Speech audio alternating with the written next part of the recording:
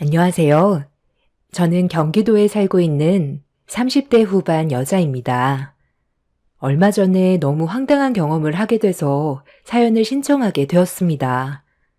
항상 저를 무시하던 형님 때문에 상처도 여러 번 받았지만 최대한 좋게 넘어가려고 노력했었어요. 자주 얼굴 보는 것도 아니고 어쩌다 시댁에 모임이 있을 때만 얼굴을 보는 건데 차라리 제가 그냥 참고 넘어가는 게 나을 것 같았거든요. 그런데 시댁 며느리로 들어온 지 5년 동안 불만을 털어놓지 않고 가만히 있으니까 형님이 저를 더 무시하고 막대하는 행동들이 도가 지나친 것 같아 형님과 단둘이 있을 때 안 좋았던 감정들을 털어놨어요. 그리고 제 말이 끝나자마자 형님한테 대들었다고 집안을 쑥대밭으로 만들어 버렸습니다.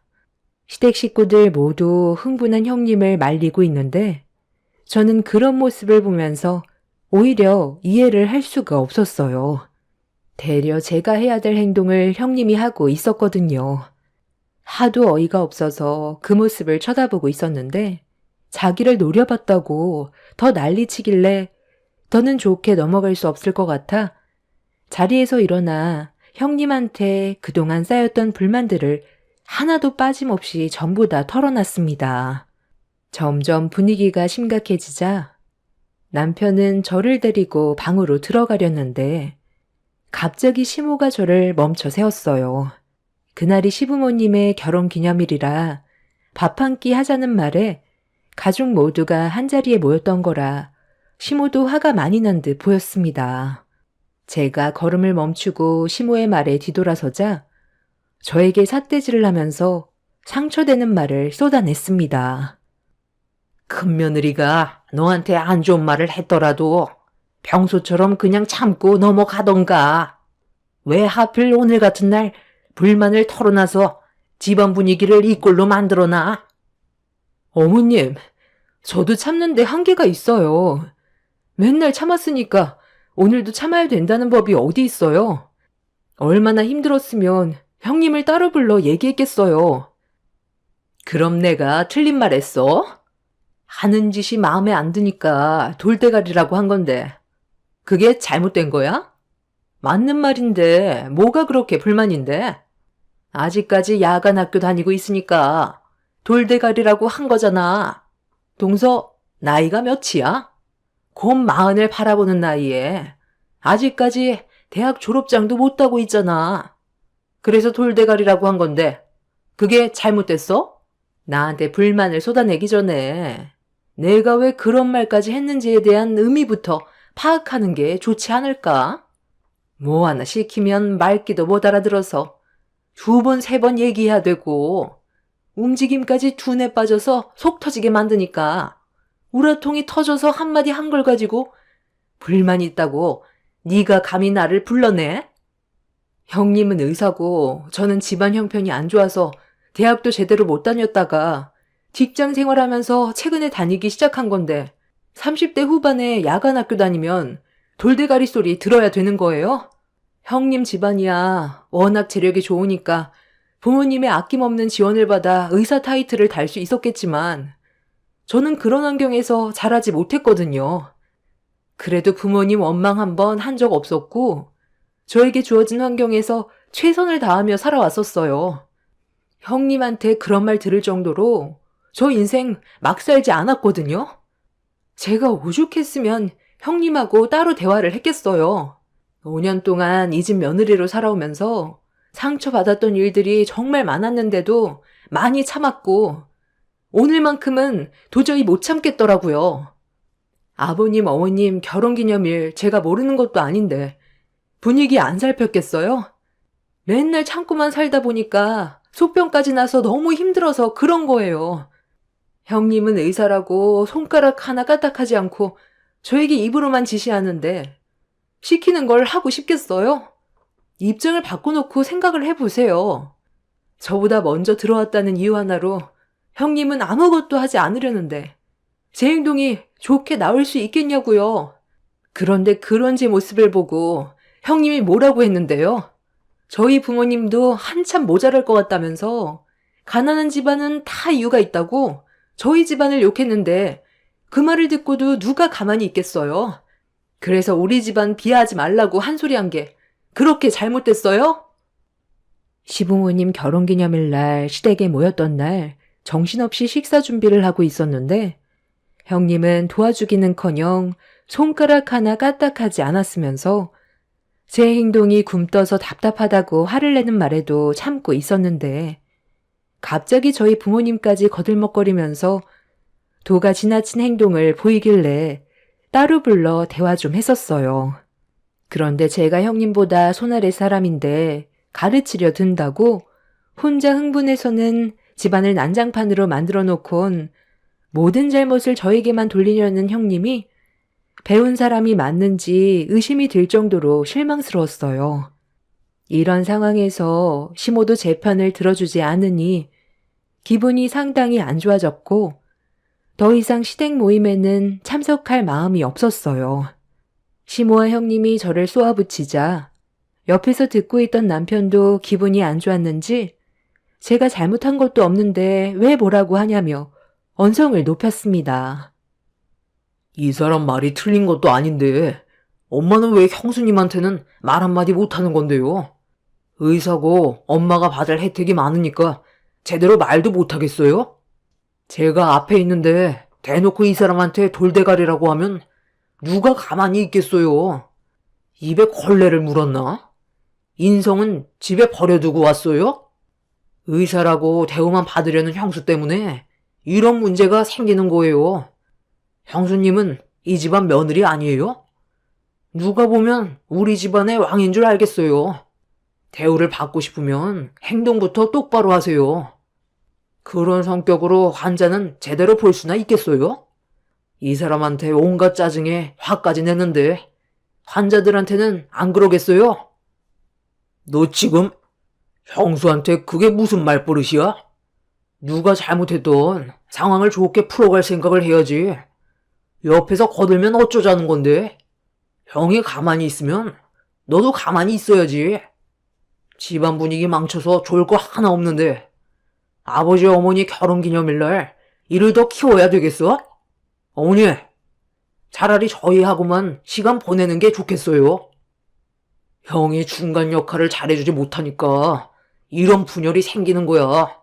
솔직히 이 사람이 뭘 잘못했는지 형도 모르잖아. 형수님 눈치 보여서 아무 말도 못하는 거잖아. 저와 형님의 마찰로 시작된 불화는 집안 싸움이 되었고 아주버님과 남편까지 감정이 격해지면서 몸싸움까지 벌어지자 이런 상황을 지켜보던 시부가 그만들 하라고 화를 냈고 저희 부부와 형님 내외를 전부 다 집 밖으로 내쫓아 버렸어요. 당분간 얼굴 볼 일 없었으면 좋겠다고 모임 같은 게 오히려 집안 분열을 일으키는 거라고 각자 연락 끊고 살자며 단호하게 행동을 하셨어요. 시모는 형님이 한마디 해도 그냥 좋게 넘어가면 되는 걸 그동안 별말하지 않고 가만히 있다가 터뜨렸다며 모든 걸 제 탓으로 돌렸습니다. 시모는 제 얼굴을 다시는 보고 싶지 않다고 시댁에서 나가는 저에게 고래고래 소리를 질렀고 남편은 그런 시모에게 자기도 더 이상 부모님 집에 오고 싶지 않다면서 앞으로 연락할 일 없을 거라고 화를 낸 뒤 차를 출발시켰어요. 그날 이후 저희 부부는 더 이상 시댁에 가지 않았고 연락 자체를 끊어버렸습니다. 그렇게 6개월 정도의 시간이 흘렀을 때 어느 날 남편과 저녁을 같이 먹고 있었을 때 시부가 남편의 핸드폰으로 전화를 걸었어요. 시부와는 크게 감정이 없었던 상황이라 남편은 시부의 전화를 받았는데 시모가 갑자기 쓰러져서 응급실에 왔다는 말을 듣게 되었습니다. 정확한 병명은 정밀 검사를 받아봐야 한다며 일단 의식을 회복할 때까지 기다리고 있다면서 병원에는 오지 않아도 되지만 어떤 상황인지 저희 부부도 알아야 할 것 같아 일단 연락을 준 거라는 말을 하셨습니다. 남편은 시부의 연락을 받은 뒤 얼굴 표정이 좋지 않았어요.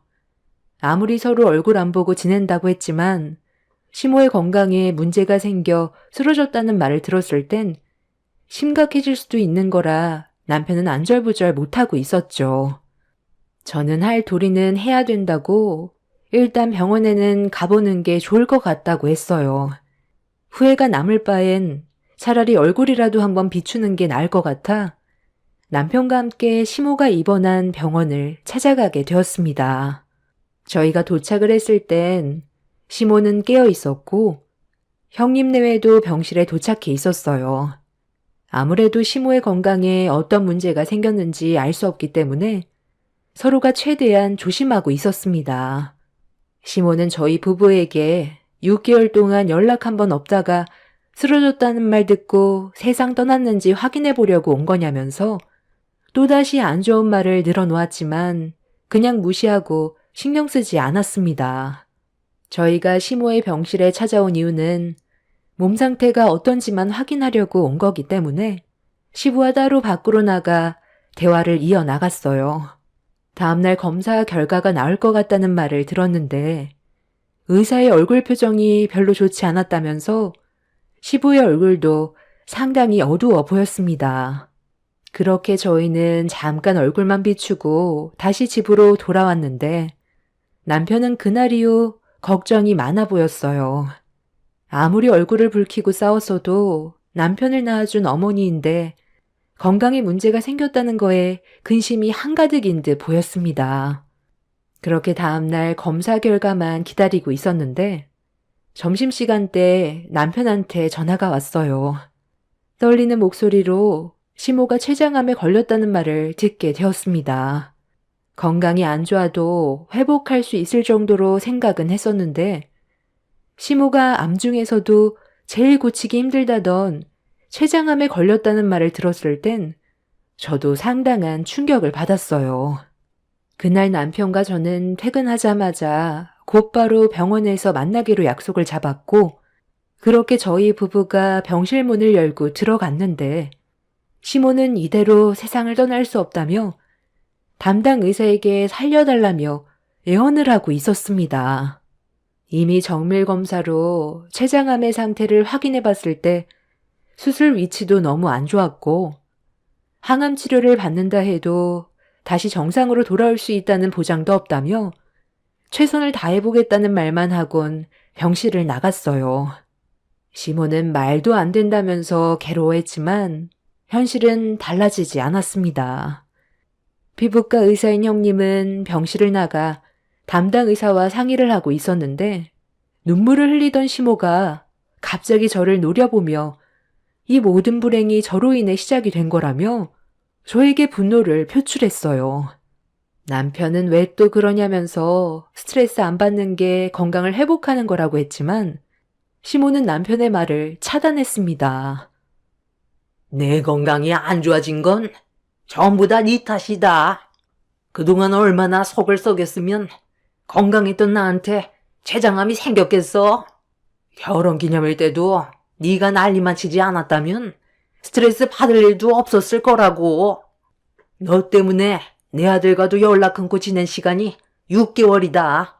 서로 웃으면서 살아도 모자랄 시간을 너 때문에 분열이 생겨서 내 아들과의 관계까지 금이 갔잖아. 나는 절대로 세상을 떠날 수 없다. 무조건 췌장암을 이겨내고 태어날 거니까 그때까지 내 앞에 절대로 나타나지 마라. 어머님, 일단 내일부터 항암치료 들어간다고 했어요. 췌장에 있는 암의 크기를 어느 정도 줄이고 그리고 난 다음에 수술을 진행하게 될 것 같아요.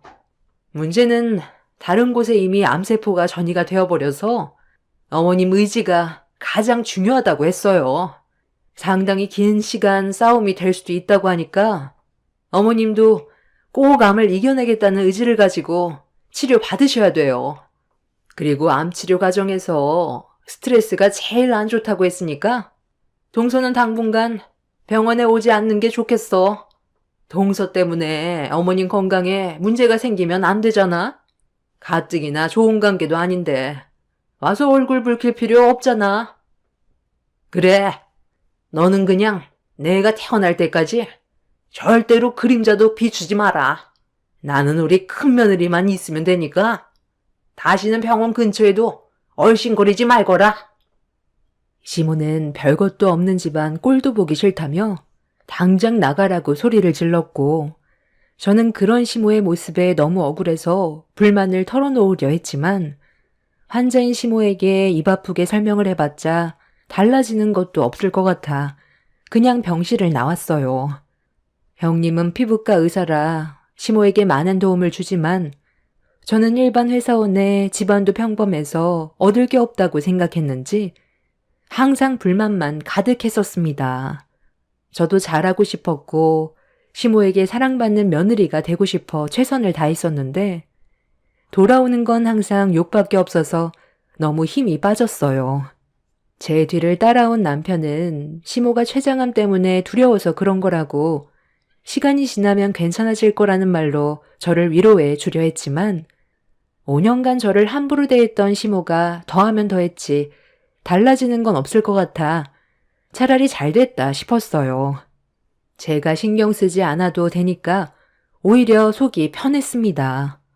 저 또한 시모 얼굴 보려고 억지로 병원에 오는 거 내키지 않았기 때문에 잘못되시기 전까진 병원에 오지 않으려 했는데 형님이 병실 문을 열고 나왔어요. 집으로 돌아가려는 저를 붙잡더니 남편에게 저와 따로 진지하게 대화 좀 하겠다면서 조용한 곳으로 데려갔습니다. 어머님이 오지 말라고 했다고. 정말 안 오려는 건 아니지? 나 혼자 어머님 감당할 수 없는 거 알잖아. 내가 지금 얼마나 바쁜 시기인데 어머님 수발까지 들면서 생활을 할 수가 있겠어? 어머님이 지금 저러시는 거 췌장암 때문에 충격받아서 그런 거니까 신경 쓰지 말고 병원에 와서 동서가 어머님 병간호 해드려. 아까 봤잖아요. 병실에 있던 물건들 전부 저한테 집어 던지려는 거 못 봤어요? 아버님 아니었으면 진작에 어머님이 던진 물건 맞았을 뻔했다고요. 그래서 어머님 장례 치르기 전까지 오지 않겠다는 거야? 내가 아까 담당 의사와 진지하게 대화를 해봤는데 어머님이 버틸 수준이 아니라고 그랬어. 연세도 있으신데 이미 온몸에 암세포가 퍼져 있어서 전부 다 제거하기도 힘들고 췌장에 달려있는 암덩어리도 상당히 큰 편이라 지금 저래 보여도 1년 넘기기 힘들 것 같다고 했는데 그 전까지 나만 수반 들 순 없잖아. 간병인 두는 것도 어느 정도지. 하루가 다르게 어머님 기력은 계속 빠지게 될 거야. 오래 버티진 못할 거란 말이지. 그러니 걱정 안 해도 돼. 동서가 옆에서 챙겨줘야 나도 내 할 일을 할 수 있을 거 아니야. 퇴근하고 바로 오면 되는 거잖아. 나는 거리도 멀어서 퇴근하고 병원에 오기까지 차도 많이 막힌다니까. 글쎄요. 어머님이 제가 보고 싶으면 부르시겠죠. 싫다는데 억지로 오고 싶지도 않아요. 형님만 있으면 된다고 했으니까 형님만 옆에 있어 주세요. 동서, 나랑 관계 회복할 생각 전혀 없는 거야? 이번 일로 서로 좋은 관계 만들어갈 수도 있는 건데 동서는 왜 계속 안 좋은 길로만 가려는 건데? 저에게 이런 부탁하기 전에 형님이 먼저 해야 될 일이 있지 않아요? 그동안 있었던 일에 대해서 기억 안 나세요? 저는 아직도 마음의 상처가 그대로 남아 있는데요. 이제 와서 이러는 거 정말 속보여요. 어차피 저는 노력해봤자 달라지는 것도 없으니까 이대로 편하게 살려고요. 형님 말대로 저는 돌머리라 복잡한 건 모르겠고 단순하게 살려고요. 형님과도 딱히 관계 유지하고 싶지도 않고요. 할 말 다 했으면 이제 어머님한테 가보세요. 저는 오늘 우리 가족끼리 레스토랑에 가려고 예약까지 잡아놔서요. 그냥 앞으로 연락 안 했으면 좋겠네요. 먼저 등을 돌려버린 저를 보고 인상 쓰던 형님은 후회할 짓 하는 거라면서 온몸을 부들부들 떨었어요. 더는 제가 노력할 필요도 없고 시모 옆에서 내키지도 않는 간호해봤자 달라지는 것도 없는데 굳이 먼저 나서서 하고 싶지 않았어요. 그렇게 남편과 함께 병원을 나왔고 며칠 뒤 형님이 저에게 전화를 걸었지만 받지도 않았습니다. 전화 받아봤자 병원에 가서 시모 병수발 들라는 말밖에 안 할 것 같아 아예 무시를 해버렸어요. 초반에는 형님에게 전화가 자주 왔었는데 시간이 지나면서부터 점점 전화가 뜸해지더니 더 이상 연락을 하지 않았습니다. 그리고 또다시 몇 달의 시간이 흘렀는데 시부가 남편한테 문자 한 통을 남겼어요. 시모의 건강이 심각하게 악화가 돼서 더 이상의 치료는 불가능할 것 같아 퇴원을 해야 될 것 같다며 공기 좋은 곳에서 요양을 해야 될 것 같아 이사를 결정했다는 문자 한 통을 받게 되었습니다. 남편은 그 문자를 확인한 뒤 시부에게 전화를 걸었어요. 그리고 한참 동안 대화를 주고받더니 이사를 할 시댁에 잠깐 들리겠다는 말을 꺼냈습니다.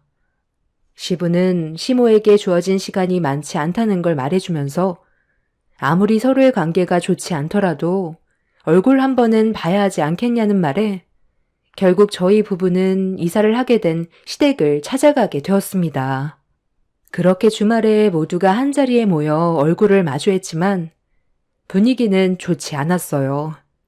시모는 대화할 기력도 없어 보였는데 등을 돌린 채 아무 말도 하지 않고 있었습니다. 형님은 몇 달 만에 보는 제 얼굴을 보자마자 얼굴을 붉혔고 저를 뚫어지게 쳐다보는 시선을 회피했어요. 그냥 상대를 하고 싶지가 않았습니다. 괜히 또 말 섞게 되면 불화만 생길 것 같아 최대한 조용히 있다가 돌아가려 했는데 잠깐 화장실에서 볼일을 보고 나오는 순간 제 앞에 형님이 떡하니 서 있었어요.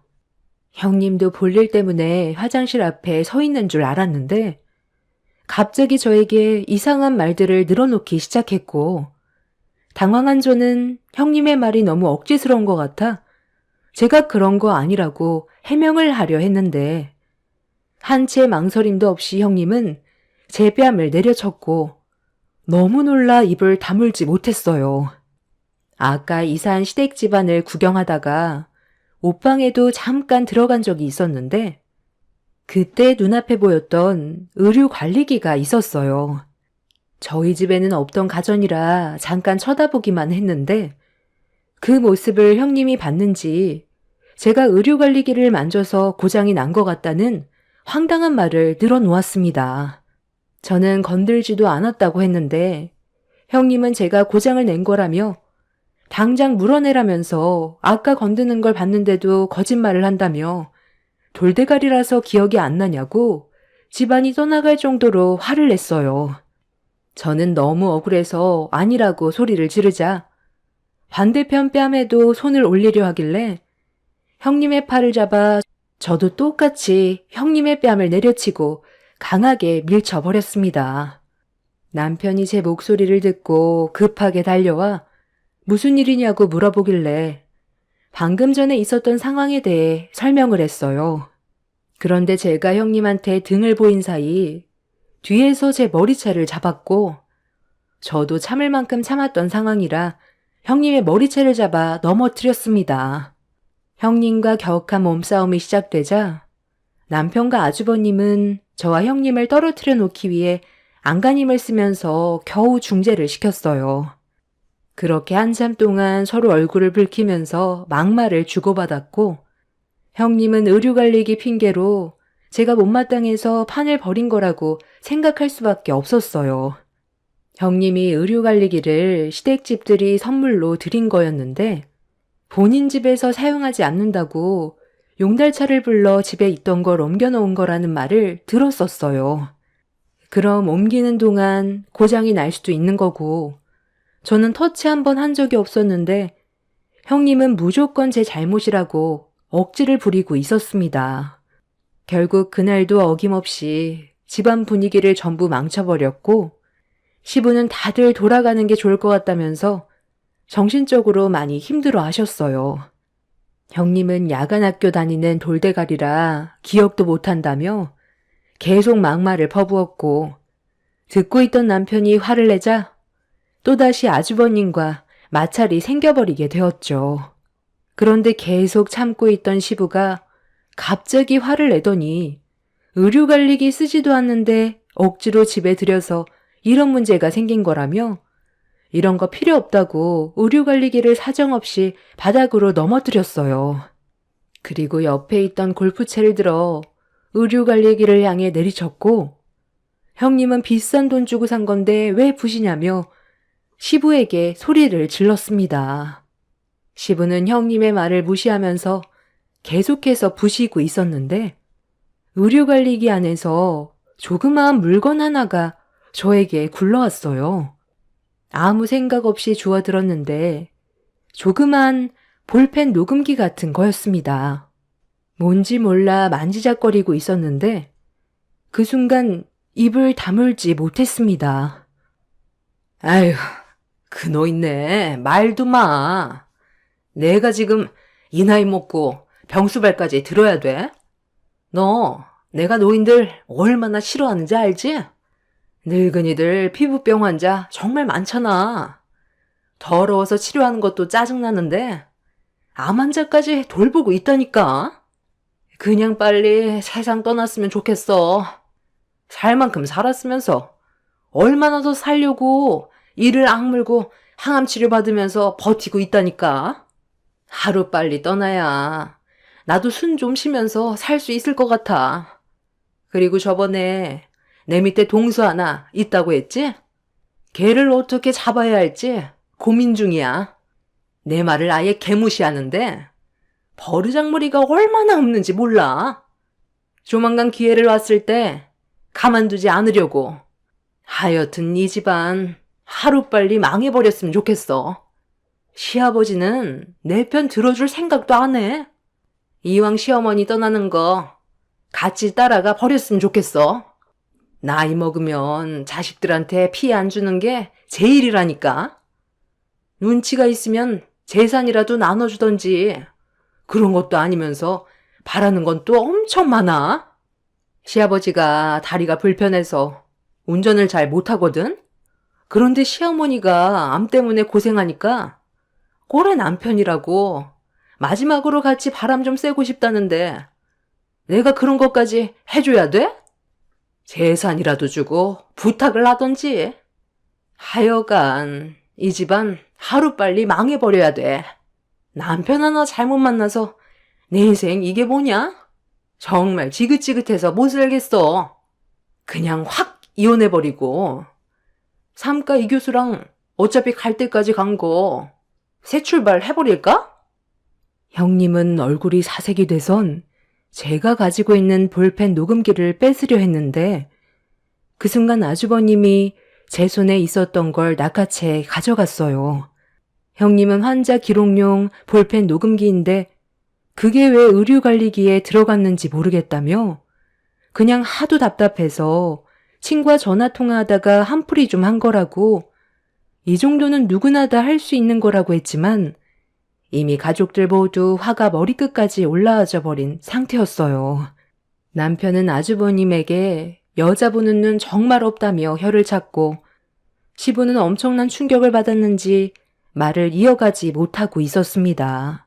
그리고 이런 상황을 뒤에서 전부 다 듣고 있던 시모는 형님한테 실망을 많이 했는지 온몸을 부들거렸고 그 자리에 주저앉아 끝내 오열을 했습니다. 이미 상황 수습이 되지 않을 정도로 심각해졌고 가장 큰 충격을 받은 아주버님은 그대로 시댁을 나가버렸습니다. 이 일로 충격을 받은 가족들 모두 형님에게 등을 돌렸고 부부관계까지 문제가 생겨버렸어요. 저는 그날 이후 형님을 상대로 제가 받은 신체적인 피해와 정신적인 피해에 대해 손해배상 소송을 걸었는데 시부가 형님은 더 이상 가족으로 생각하지 않았는지 제가 형님에게 받은 피해를 좀 더 제대로 보상받을 수 있게 해주려고 손해배상 전문 변호팀을 꾸려줬어요. 그렇게 시부의 도움을 받아 법적 소송을 준비하게 됐는데 가족들이 한자리 모여 형님이 저에게 했던 행동에 대한 태도를 의논하고 있을 때 형님이 시댁으로 들어왔어요. 가족들 모두 형님을 더 이상 상대하고 싶지 않아 무시를 했는데 또다시 초인종이 울렸습니다. 확인을 해보니 내 전문 변호팀 분들이셨어요. 상담을 해주려고 약속이 되어 있어서 현관문을 열어드렸는데 그 순간 형님이 저를 밀치면서 집 안으로 들어왔고 시부에게 자기는 억울하다면서 한탄을 하기 시작했어요. 지금까지 저보다 본인이 시모에게 훨씬 잘했는데 왜 형님이 소송을 당해야 하는지 이해할 수 없다며 아주버님과의 관계까지 심각한 문제가 생겨서 지금 너무 힘들다고 소송을 취하해 달라는 말을 꺼냈어요. 하지만 시부와 저는 형님의 말을 묵살했습니다. 남편은 형님에게 당장 나가라며 화를 냈는데도 형님은 꿈쩍도 하지 않았어요. 결국 나가지 않고 끝까지 버티려 하길래 무시하면서 변호사분들과 상담을 시작하려는 순간 형님은 자기 분에 못 이겨 분노를 표출했고 남편이 말리려 하자 갑자기 형님이 어디에 손을 대냐며 남편의 뺨에 손을 올렸어요. 그리곤 눈에 보이는 대로 저와 시부가 앉아있는 곳을 향해 물건을 사정없이 던졌는데 도자기를 집어들어 바닥으로 내려치려는 순간 힘들게 걸어온 시모가 그만 좀 하라고 형님의 어깨에 손을 올리면서 잡아챘어요. 형님은 시모를 보고 더 거칠게 몸부림치면서 계단에서 중심을 잃었고 복층이었던 시댁 계단에서 넘어지면서 들고 있던 도자기를 그대로 떨어뜨렸는데 와장창 깨지는 소리와 함께 하필 형님의 손목에 깊게 찔렸어요. 그리고 뒤이어 형님의 손목에서 혈흔이 뿜어져 나왔고 온 시댁이 형님의 비명을 지르는 모습에 사색이 되었습니다. 그날 형님은 구급차에 실려가 수술을 받았는데 손목에 있던 신경들이 끊어져 대수술을 받았고 예전처럼 정상적인 생활을 하기 힘들다는 말을 의사에게 듣게 되었습니다. 형님은 오른손의 신경이 재활을 해도 예전처럼 회복이 되지 않아 피부과 의사로서 레이저 시술이나 제모 등 손으로 하는 미세한 작업이 힘들어져 더 이상의 의사 생활이 힘들 것 같다는 절망스러운 말을 듣게 되었네요.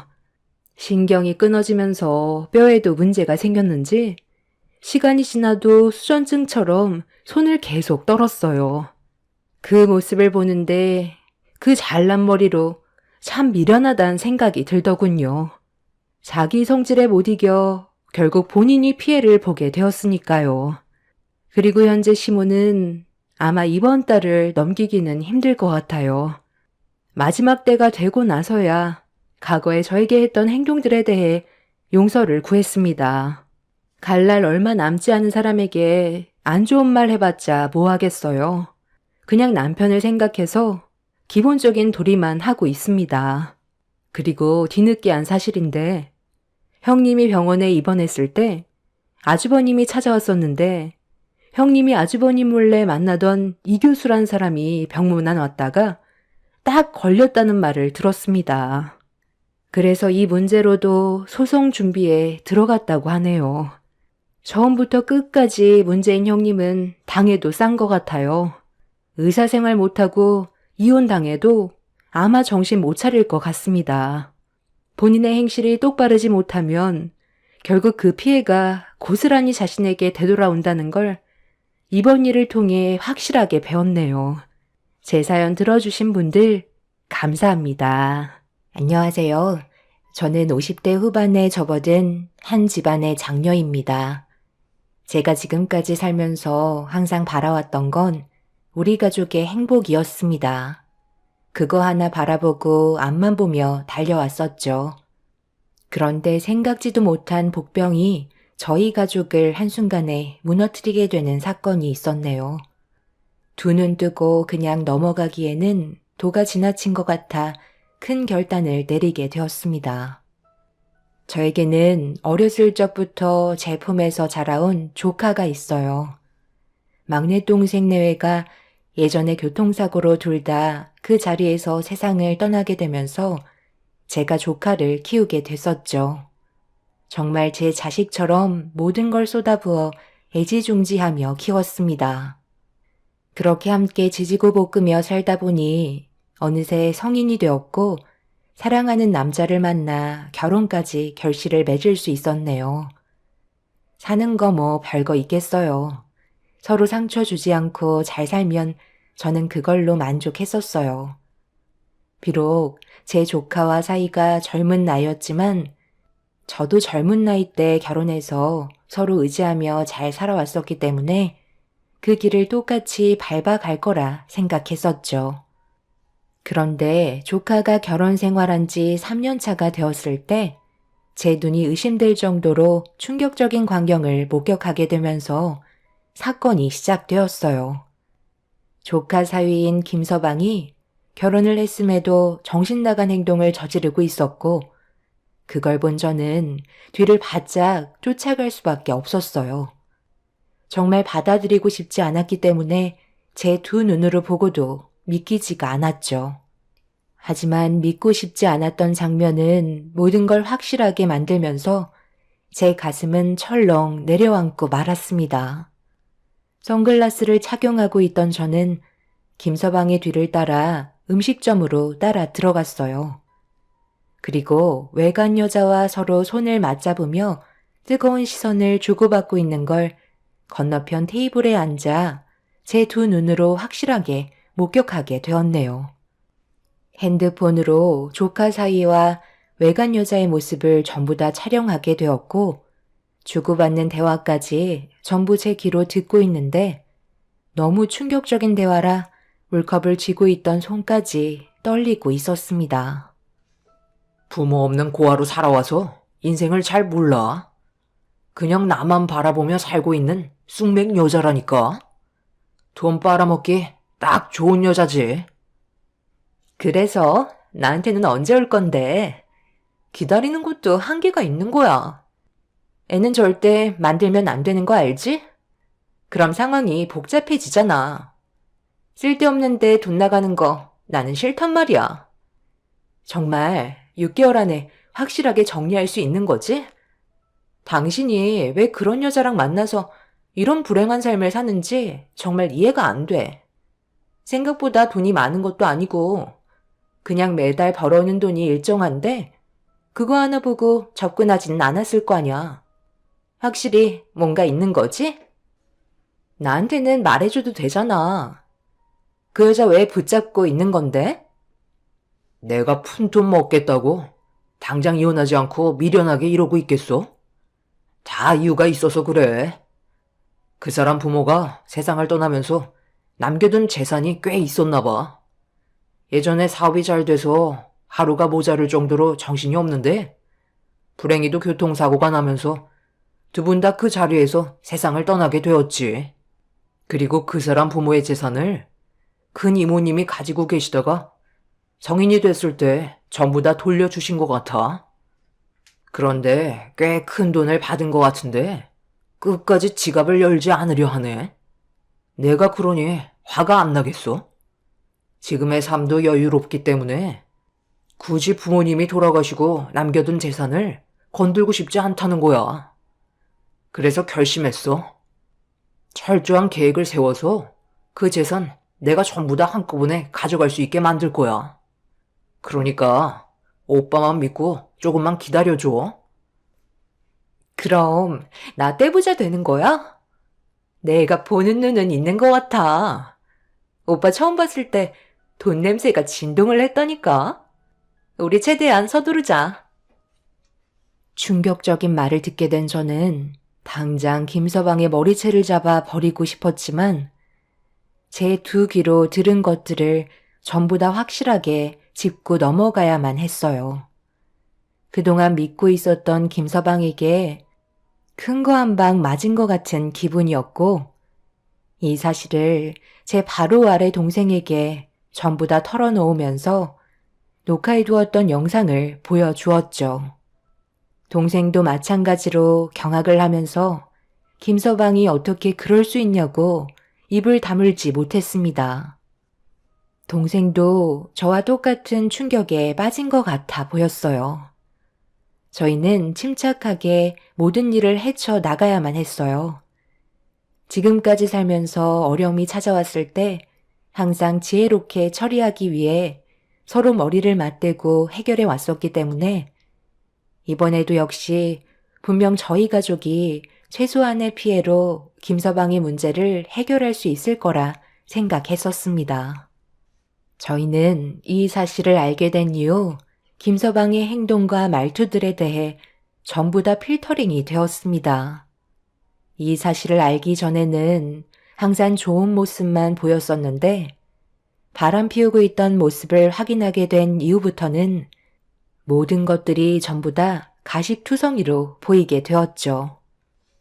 매번 이렇게 신경 써주지 않으셔도 되는데 정말 감사합니다.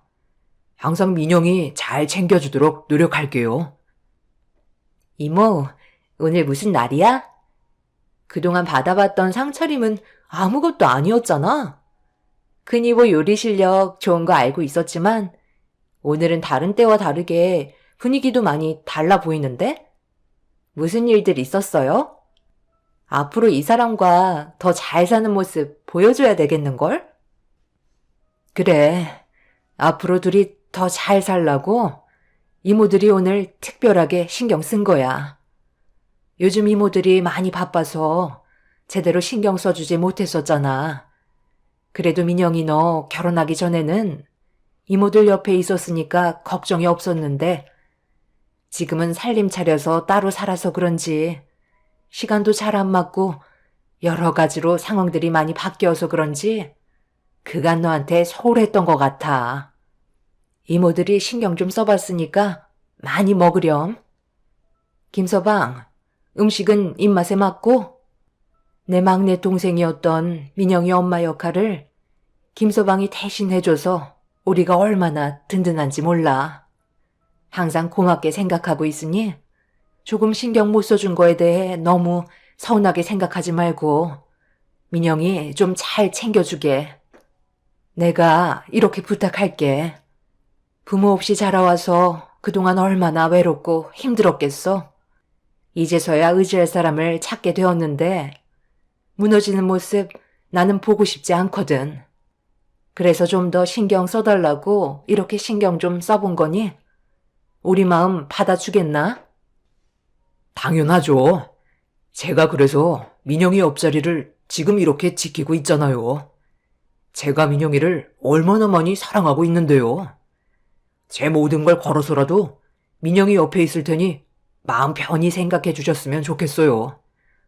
너무 불안해하셔서 솔직히 제가 부담스러웠던 건 사실이에요.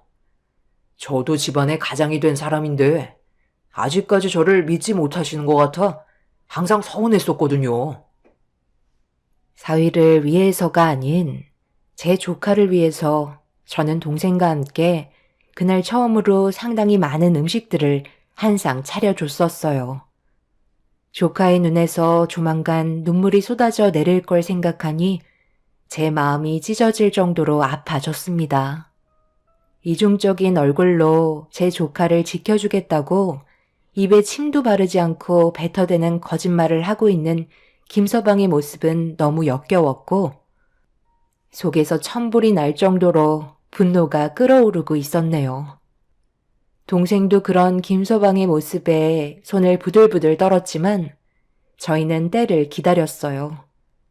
한 사람의 인생을 무너뜨리기 위해 저희가 가진 모든 걸 걸고 준비를 하고 있었습니다.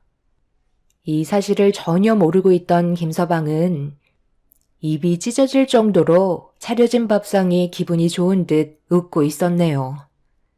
동생은 정신없이 입에 음식을 넣고 있는 김서방의 모습을 더 이상 볼 수가 없었는지 몸을 돌려 급하게 방으로 들어갔어요. 조카는 이런 사실을 전혀 모르고 있어서 그런지 김서방이 자기 남편이라고 숟가락 위에 갖가지 반찬들을 올려주면서 행복하게 웃는 모습을 눈앞에서 보여주고 있었습니다. 그렇게 저희는 모든 걸 숨긴 채 평소처럼 행동하려고 최대한 노력하면서 김서방과 조카를 대해 주었죠. 그렇게 한참 동안 저희 집에서 시간을 보낸 조카와 김서방이 집으로 돌아간 뒤에 동생은 현관문 앞에 주저앉아 오열을 하고 말았습니다. 어떤 마음인지 저도 너무 잘 알고 있었기 때문에 동생을 부축해 침대에 눕혀 주었어요. 언니, 나 아까 얼마나 힘들었는지 알아? 우리가 만든 음식이 그놈 입에 들어가는데 식탁에 올려져 있던 음식을 전부 다 그놈 면상에 던져버리고 싶었다고. 우리 민영이 어떡해?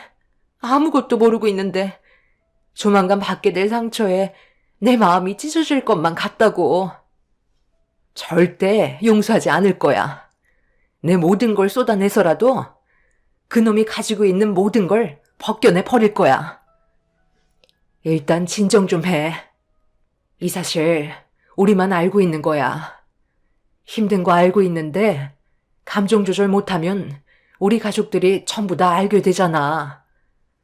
그러다 민영이 귀에 들어가기라도 하는 날엔 우리 계획은 전부 물거품이 되어버리는 거라고.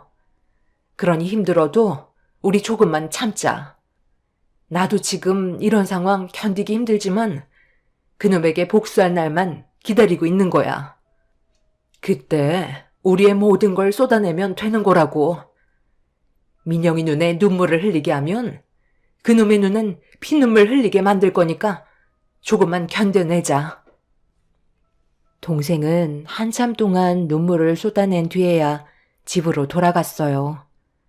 그날 이후 저희는 조카 사이의 모든 행동들을 전부 하나도 빠짐없이 보고받고 있었습니다. 금전적인 지출이 상당했었지만 저희에겐 그게 중요한 게 아니었어요. 그동안 제 딸처럼 키워왔었기 때문에 조카가 받은 상처보다 몇 배는 더 큰 상처로 되돌려주고 싶었네요. 그렇게 하나하나 증거물들이 쌓이면서 저희가 계획했던 일들도 하나둘 준비가 되어가고 있었습니다. 어느 정도 마무리가 되어갈 때쯤 조카한테 전화가 왔어요. 그런데 생각보다 조카 사이가 저희보다 빠르게 움직이고 있길래 일단 상황을 막는 게 좋을 것 같아 핑계를 대기 시작했죠. 이모, 나 이번 주말에 그이랑 함께 동해바다 보고 오기로 했거든? 이왕 간 김에 이모 필요한 거 있으면 돌아오는 길에 사오면 좋을 것 같은데?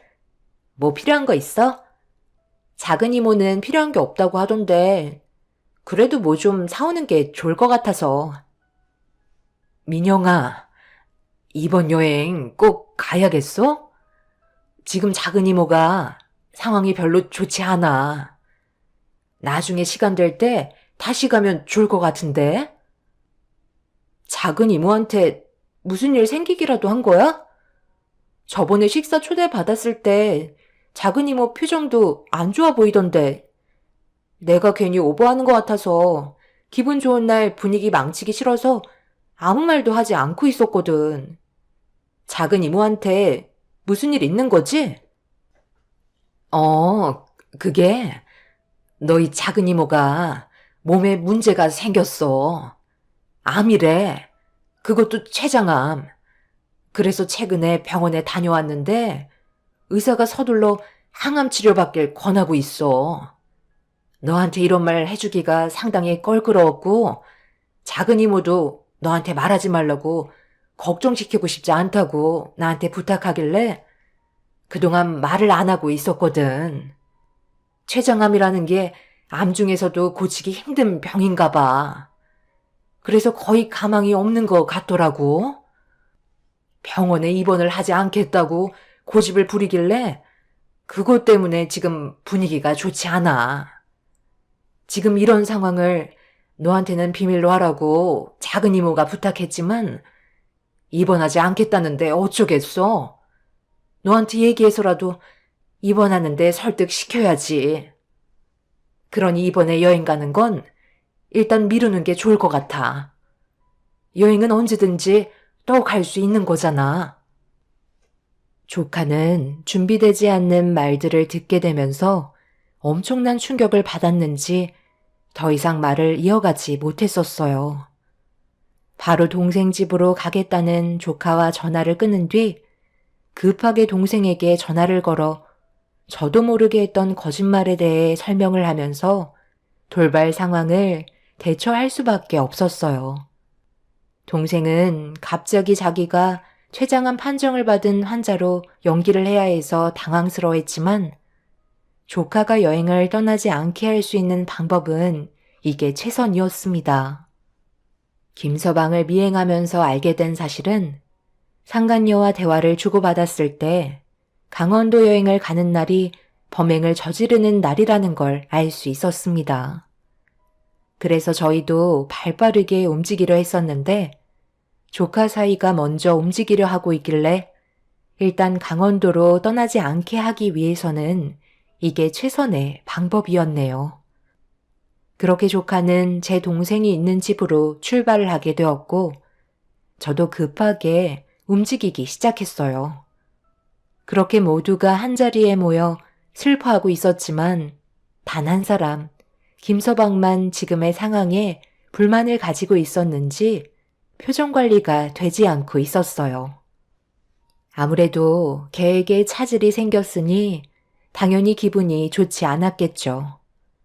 저는 더 이상 시간 끌 필요도 없고 조카의 안전을 위해서 모두가 한자리에 모였을 때 그동안 준비하고 있던 계획을 터뜨리기 위해 조카의 손을 잡으면서 눈물을 쏟아내었습니다.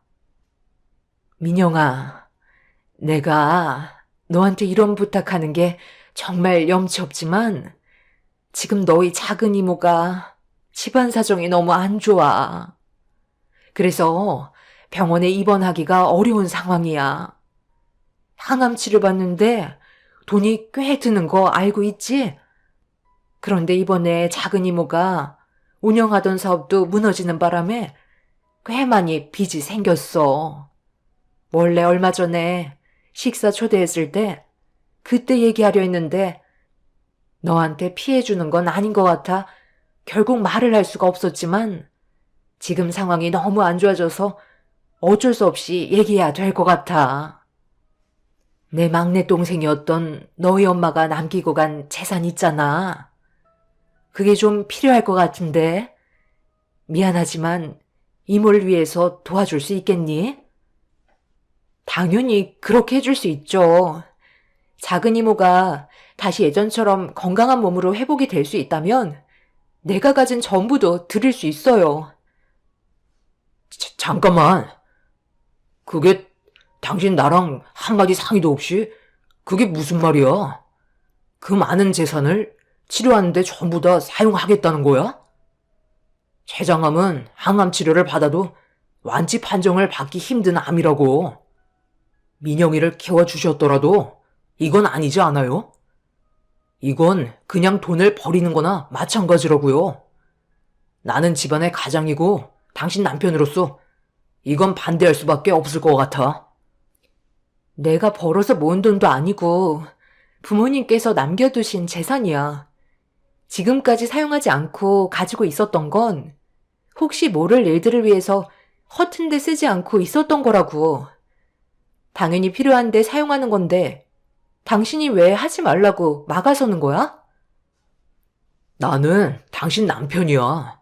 다른 것도 아니고 돈 문제인데 당연히 개입할 수밖에 없는 문제라고.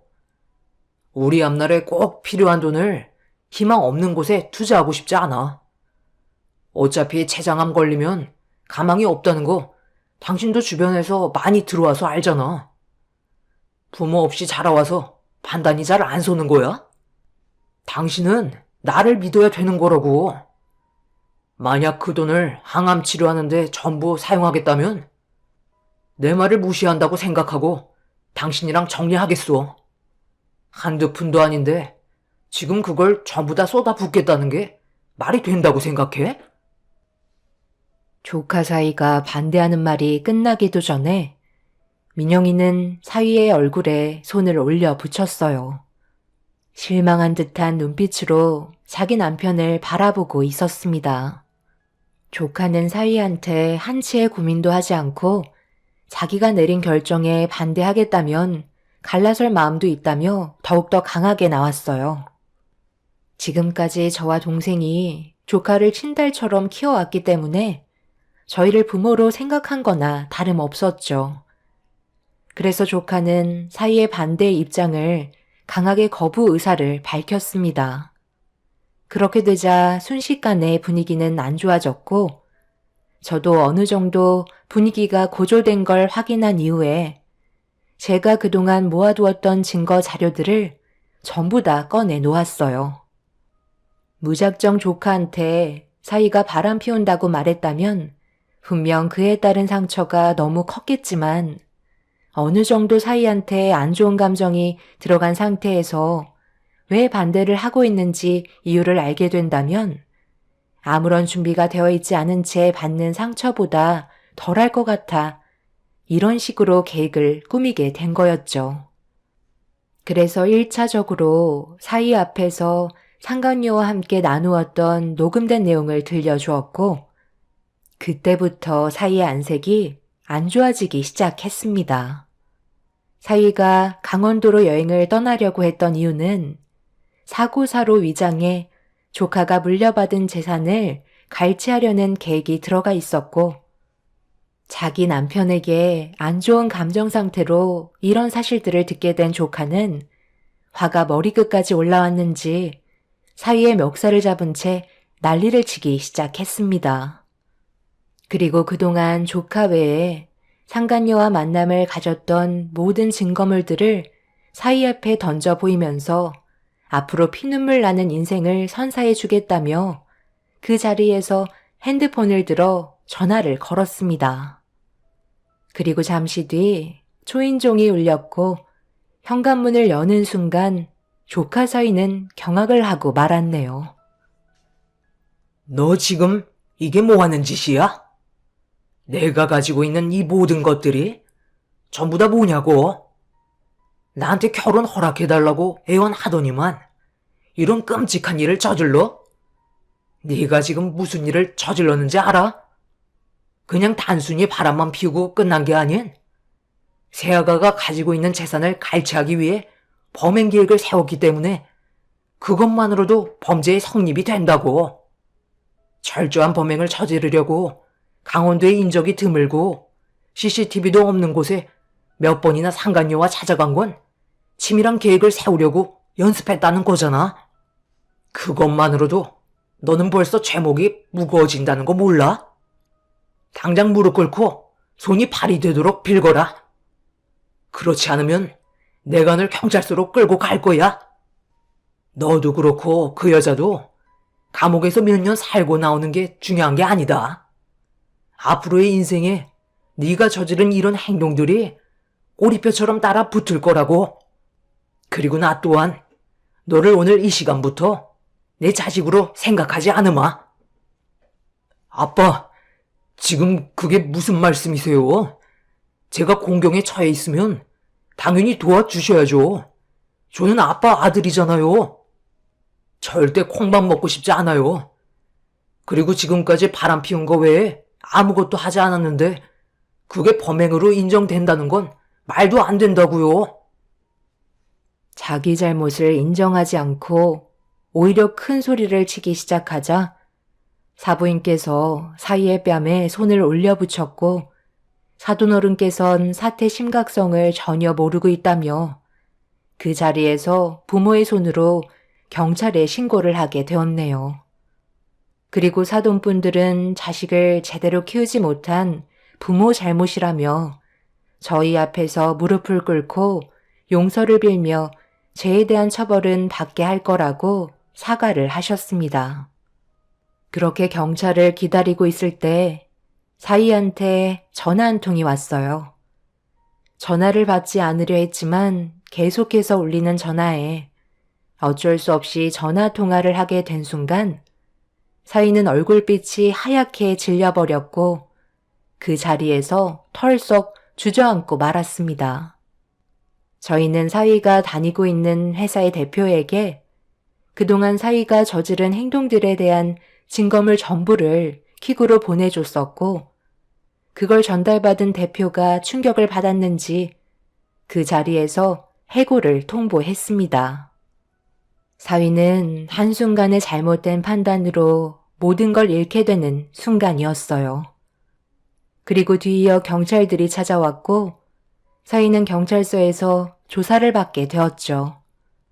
하지만 이런 안 좋은 상황에서도 사위는 자신의 잘못을 결코 인정하지 않았어요.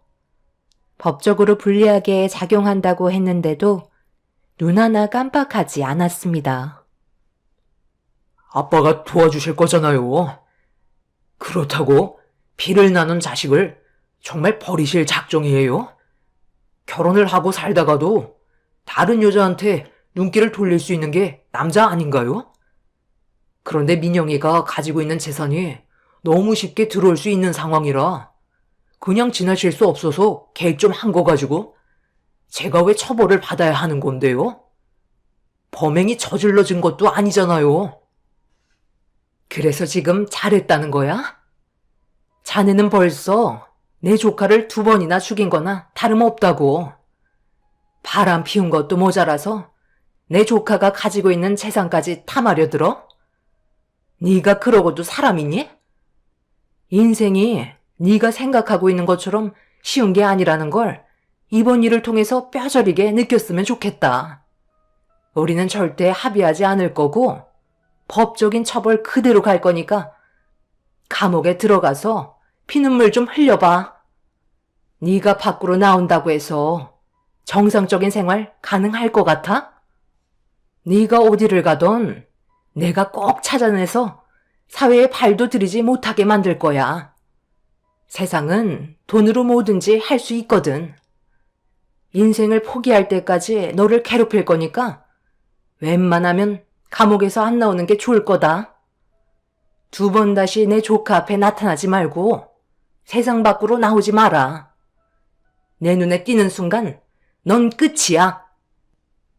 저희는 최대한 많은 처벌을 주기 위해 대형 로펌에 의뢰를 하게 되었고 사위의 재질은 상당히 무겁게 처벌을 받을 수 있었습니다.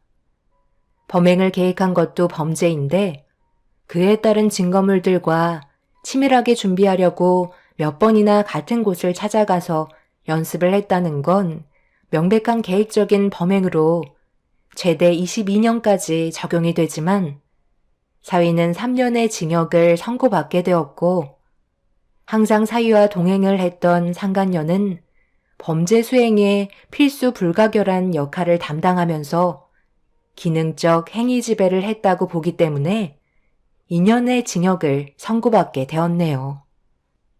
그렇게 모든 상황이 정리가 된 이후 조카는 생각보다 빠르게 회복이 되었고 지금은 정상적인 생활을 하고 있습니다. 만약 제가 조카 사이에 바람 피우는 장면을 목격하지 않았다면 지금쯤 조카는 저희 곁에 함께하지 못했겠죠. 생각만 해도 정말 끔찍한 순간이었네요. 조카는 동생이 췌장암이 아니라는 것만도 감사하게 생각한다며 자기를 구해줘서 감사하다고 눈물을 보였습니다. 사람은 겉모습만 보곤 알 수 없다고 하더니 정말 그 말이 맞는 것 같아요. 처음 사위가 인사하러 왔을 때 정말 착해 보였고 제 조카만 사랑해 줄 거라고 생각했었는데 저희가 모르는 이중적인 모습에 너무 큰 충격에 빠졌었습니다.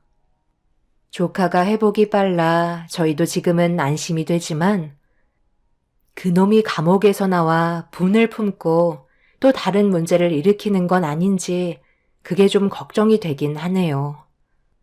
사돈 어른께서 제가 걱정하고 있는 문제들은 신경 쓰이지 않게 안에서 해결한다고 하셨지만 그래도 불안한 마음은 떨쳐낼 수가 없네요.